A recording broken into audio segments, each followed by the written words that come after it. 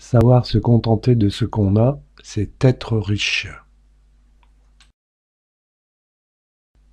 Prenez pour arme la pauvreté.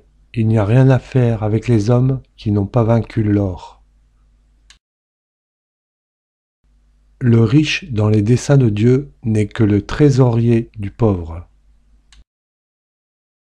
Par sa naissance dans une pauvre étable, Jésus se fait le plus pauvre, il descend au plus bas. Il nous fait comprendre que les biens de la terre sont peu de choses. Les âmes consacrées qui ont fait vœu de pauvreté sont plus riches que tous les riches. Elles ne désirent rien et elles possèdent tout. Tout homme est un pauvre qui a besoin de tout demander à Dieu.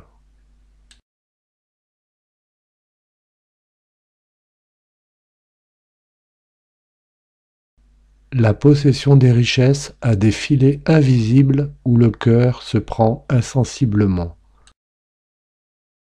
L'argent ouvre toutes les portes, sauf les portes du ciel. Ceux qui croient que l'argent fait tout sont capables de faire tout pour en avoir. Quand les riches consomment à leurs fins personnelles une surabondance qui serait nécessaire à la subsistance des pauvres, ils les volent. Il vaut mieux qu'un jour tu aies réellement faim de pain plutôt que ton âme soit lentement paralysée, puis étouffée par le poids de tes richesses.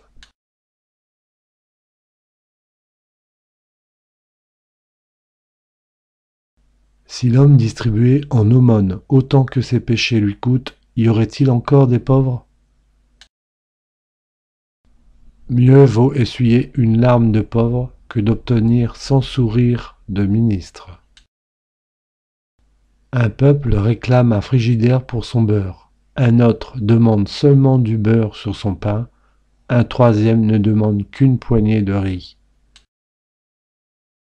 L'homme à plaindre, c'est celui qui ne sait où va la vie, ni pourquoi il souffre, ni comment il faut souffrir.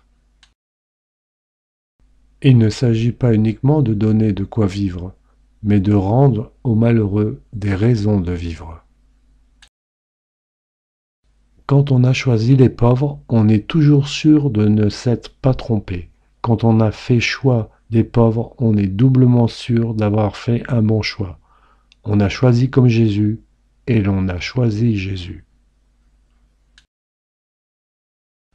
Là-bas, va voir tes pauvres, ton pauvre, si tu n'en as qu'un. Va le voir toi-même et ne laisse surtout personne se mettre entre toi et lui. Crois-moi, tu en as besoin de ton pauvre, autant qu'il a besoin de toi. Je n'attendrai pas Jésus si je le cherche régnant à la place d'honneur. Je dois le chercher et le découvrir là où il se cache, à la dernière place, dans ses membres souffrants et humiliés.